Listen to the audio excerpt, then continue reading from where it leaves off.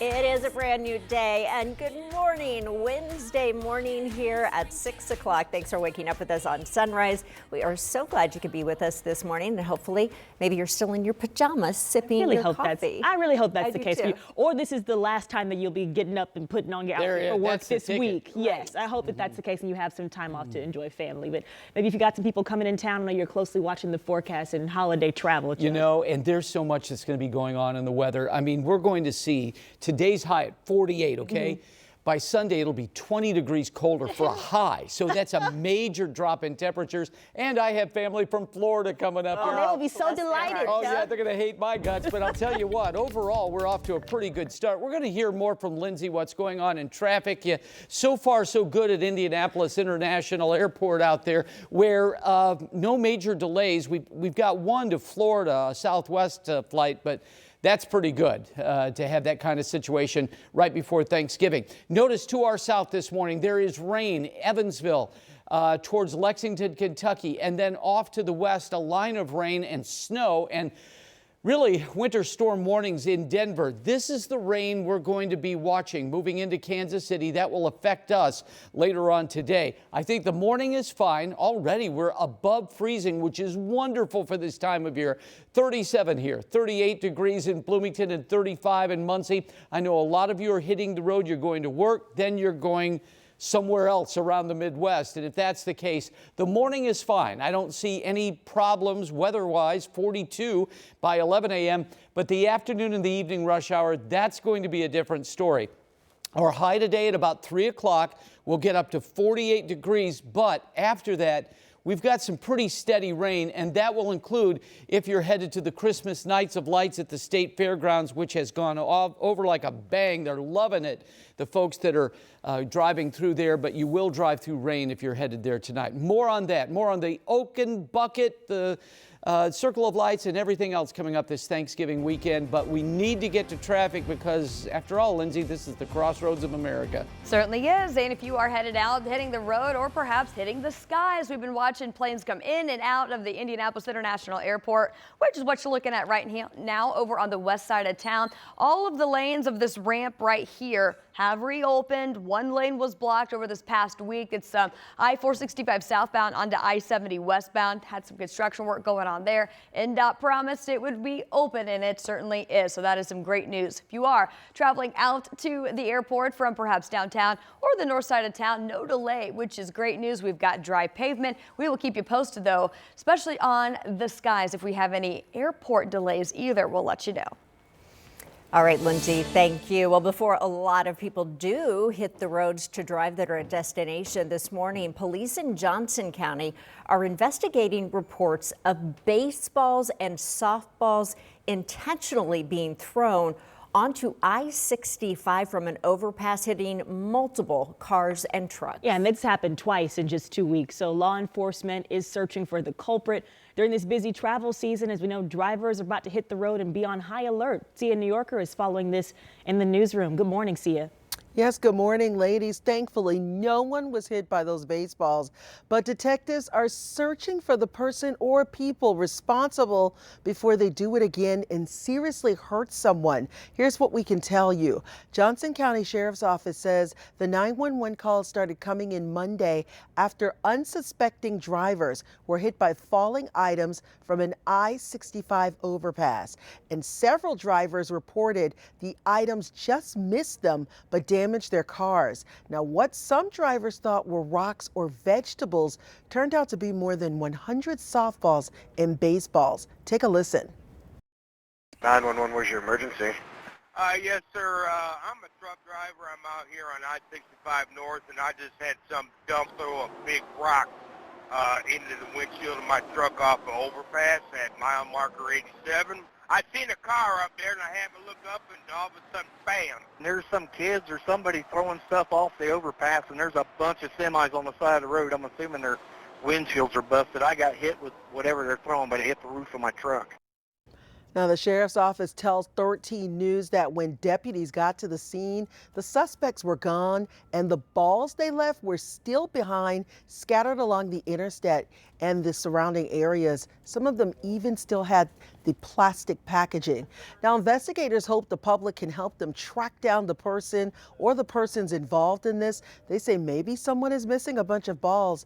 Take a look at your home. Now, coming up on Sunrise at 6:30, the sheriff's office is putting extra resources into this case and has a warning for anyone involved. Ladies? And hopefully that gives some drivers in that area peace of mind, Sia. Thank you. You're welcome. Well, now to an update on that breaking news we brought to you yesterday morning here on Sunrise. Well, we now know that police are looking into to see if a 7th grade student at Noblesville East Middle School will face charges for allegedly making a threat.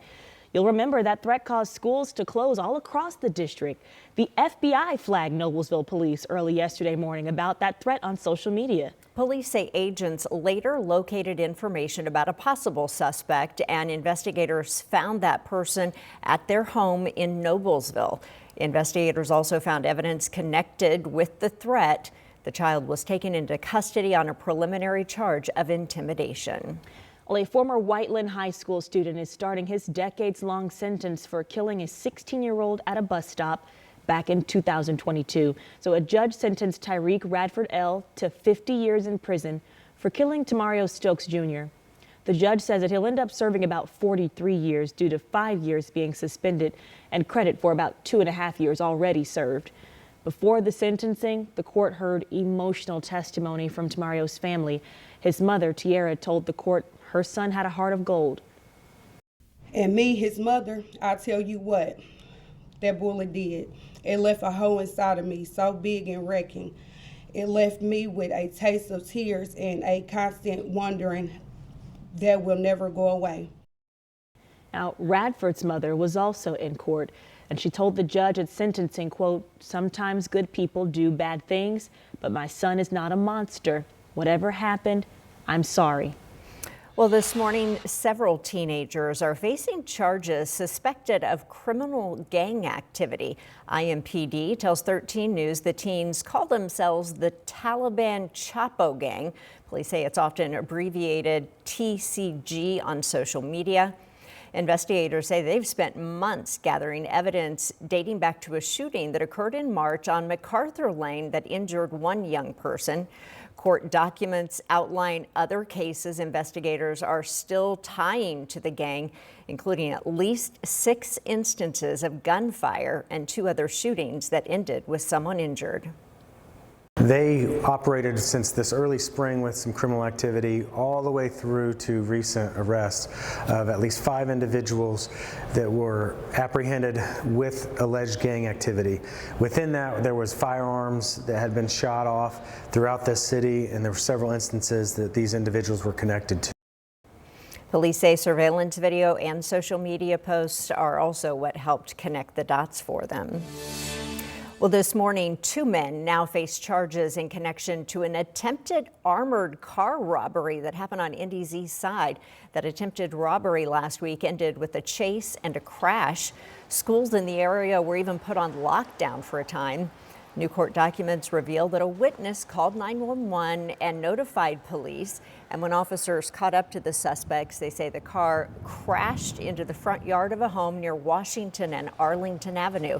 Police identified 3 suspects and took them into the custody. Only 2 have been charged. This morning, a jury is now seated in the case of 2 Metro police officers charged in the death of a man in police custody. Herman Whitfield III died in April of 2022 after his parents called police for mental health assistance for their son. Body camera video showed officers using a taser on him twice and then restraining him face down in handcuffs on the floor. That's when he died. A grand jury has since indicted officers Steven Sanchez and Adam Ahmed for involuntary manslaughter, reckless homicide, and battery. His trial starts on Monday.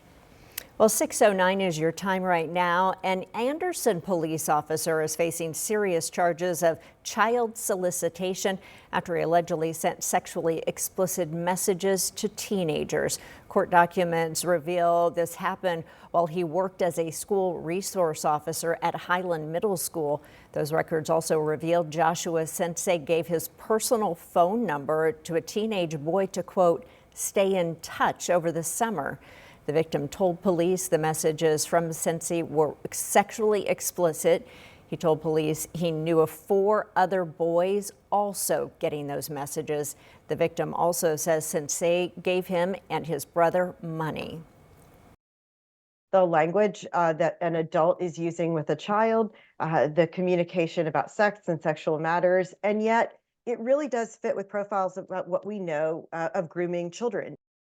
The Anderson Police Department says he was placed on administrative leave back in July.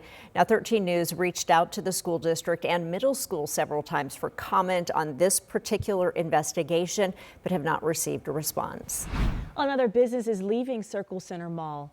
Tilt Studio Indianapolis is the arcade and entertainment center on the mall's top floor, officially closed its doors. This comes just weeks after the Regal movie theater shut down and other businesses raised red flags about the state of business inside of this mall.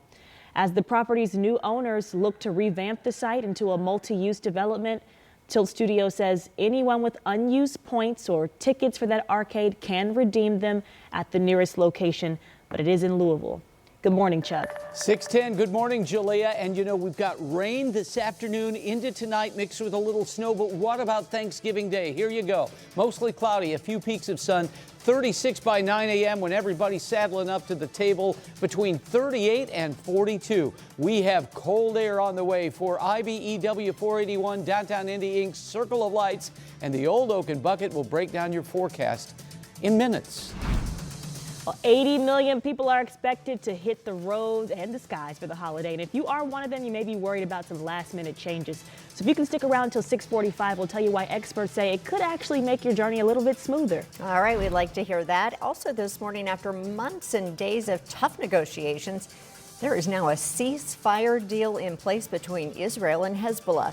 We'll walk you through the key points and what it means for the ongoing war in the Middle East.